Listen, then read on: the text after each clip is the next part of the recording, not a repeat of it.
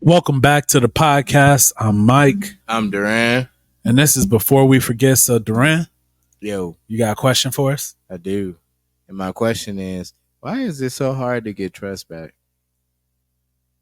That's a good one. Um, I think the fear, the reason we don't trust as easily is because there's a fear there, a fear of being hurt, a fear of reverting back to your old ways, depending on what the old ways are. Um, but also just there's that constant doubt of like, is this person actually telling me the truth? Okay. Which is crazy because we're supposed to, forgive, forget. We're supposed to try to remember, like, at one point I lied about something and had to be forgiven. But, depending on how hard that lie or that deed hurt you, um, that trust is just hard to get back. And you also have to look at their history. Like, has this happened in previous relationships or friendships or work environments, anything like that? Has this happened before to where it just reminds them of some trauma that they've been through before? Now you about to be mad at me, right? Why? So, was you done?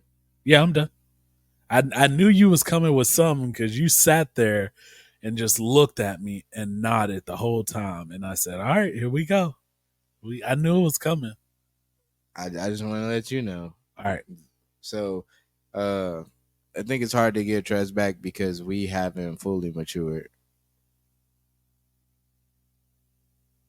A lot of the times, as people, limits is the word of the night.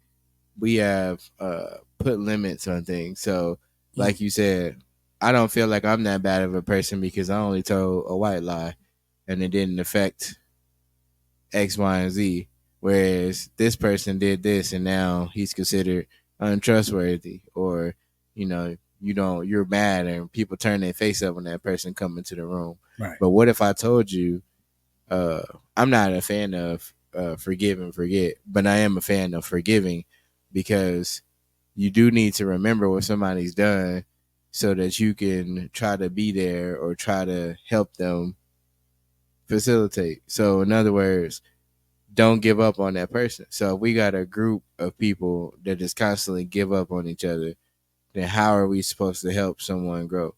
And you might think to yourself, why is this my responsibility for that person's reputation to be grown? Right. Well, it's not at all. It's actually not. But the thing about it is, first of all, we shouldn't be judging nobody. And then second off, we should try to put ourselves in someone's shoes. Like you said, I don't know if it's a trauma that somebody's experiencing that might lead to this behavior or why you do what you do.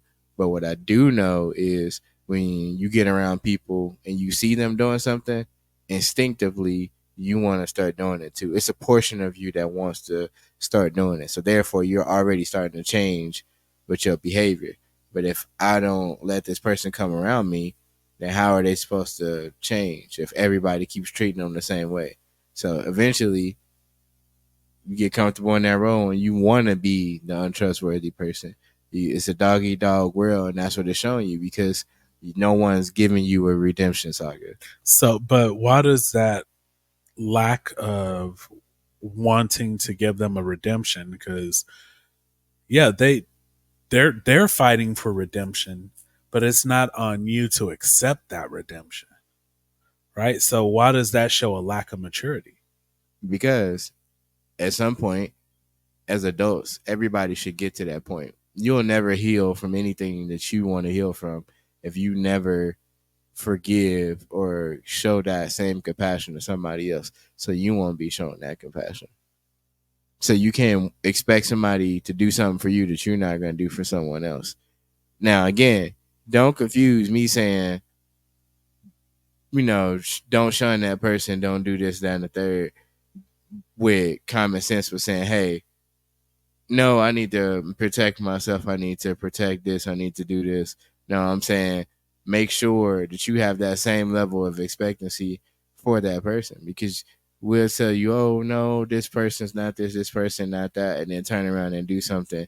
And for all we know, that made us the untrustworthy person to somebody else. Everybody's capable of thinking for themselves. Yeah. But it comes with maturity, because you have to come to a point in your life where you aren't doing the judging, you aren't casting stones and pushing people down, because at this point you are pushing somebody down. Okay, we know that person stole, we know that person lied to you, whatever y'all fell out about, but it's on you to let that keep going. And to shun somebody, now it's just on you, because now you just shunning them and you telling everybody you don't trust him, don't do that. And like I said, that's where the not forgetting part come in. But to forgive somebody, you gotta like totally forgive them. And when we hear that, we think ignorance, like, oh, because I forgave you, I'm just supposed to be non-cognizant of the fact that you be out here punching babies in the face. No, use your common sense. That's what you got it for. But still show that same compassion.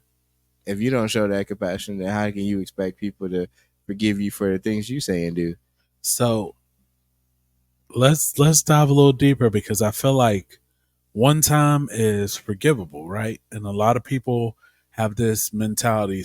And some things, one time is already crossed the line. But then for most actions, I feel like if you do it once, it's a mistake. It can be forgiven. What happens when it's done multiple times? Hey, you're not gonna like me. You just supposed to forgive people, because you started that statement with a limit. That's the first thing you said. Yeah. You put a limit on it. So right then and there, what you said was void, because you supposed to be showing that person the way, essentially. But okay. So let's put this in a different way. Are you better than that person because you don't do what they did for them not to be trusted? I'm not saying that. I'm asking. No. So if you mess up, well, let me take this back. Because being in all honesty, like people always say, everybody's on the same level. I truly don't believe that. I believe everybody's on close levels, right? And I'm not saying I'm better than somebody, but I'm also not saying that I'm on the same level as the crackhead down the street doing crack every night. Like, and that's not downing them or shooting them down or anything like that, because I have my own vices as well, right? They have their vices, I have my vices, whether that's working a lot or doing all of this. But I'm not physically harming myself or somebody else in that aspect. And so I can't say that I'm on the same level as everybody, because I do feel like people are on different levels. I don't think it's a gap here and here. I think it's like a gap, like a step or two.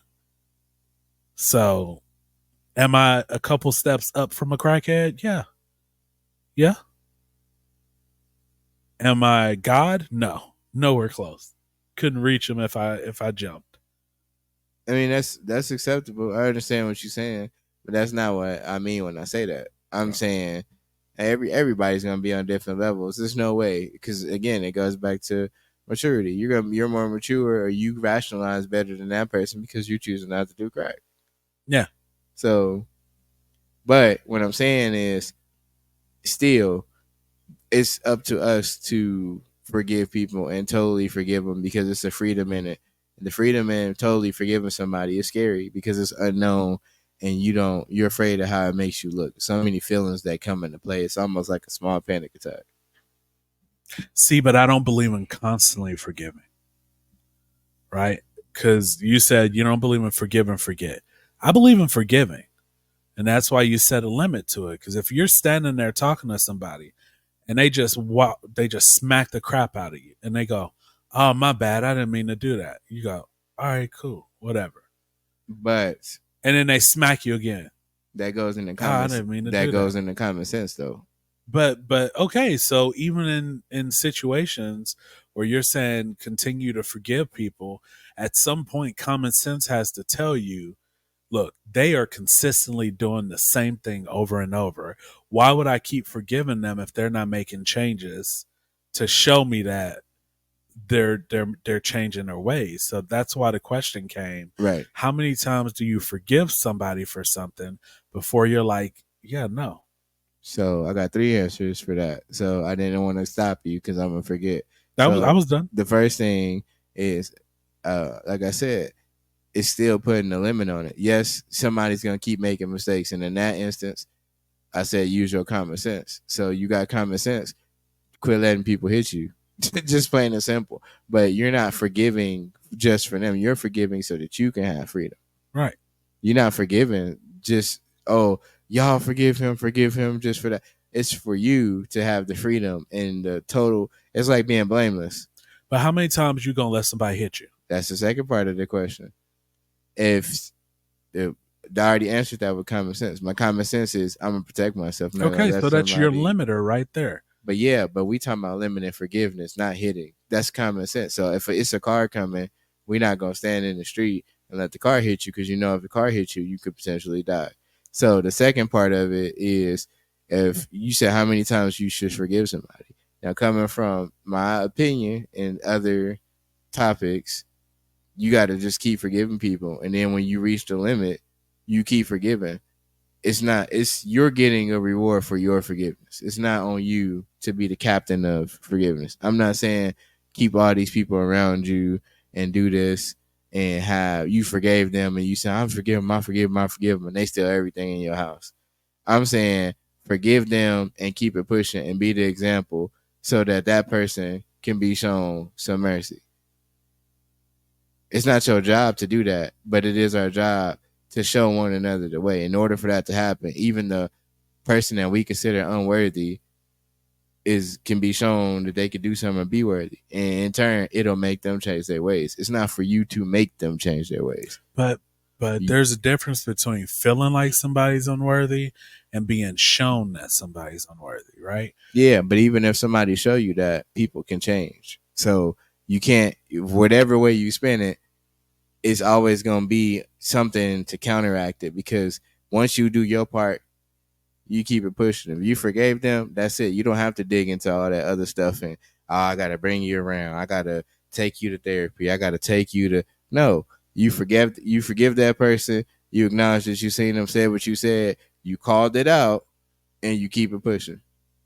Simple as that. You don't have to go into you. I get what you're saying. You're saying, well, why do I have to do this? Or why do I, if so and so keep doing this or he disrespecting my mama, I ain't gonna have this person around. You're right. That's common sense.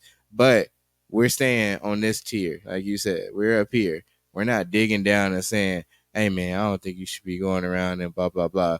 You call it out. You forgive that person for you and for them. And then you keep it pushing. It just don't cut them all the way out the picture and be like, I'm just done with you and be done. Because then nobody's showing them nothing. So we expect people to show us grace and mercy, but then when it comes to somebody else, it's not skip you. You can't get that. Who are we to determine that? I guess we just gonna have to pick this up on part 2. Because I got some more that I want to ask and I want to go into, but we are right at about to bump up against our 15 minutes. So y'all let us know what y'all think. Y'all like, comment, and subscribe. And the question was, why is it so hard to get earned trust back?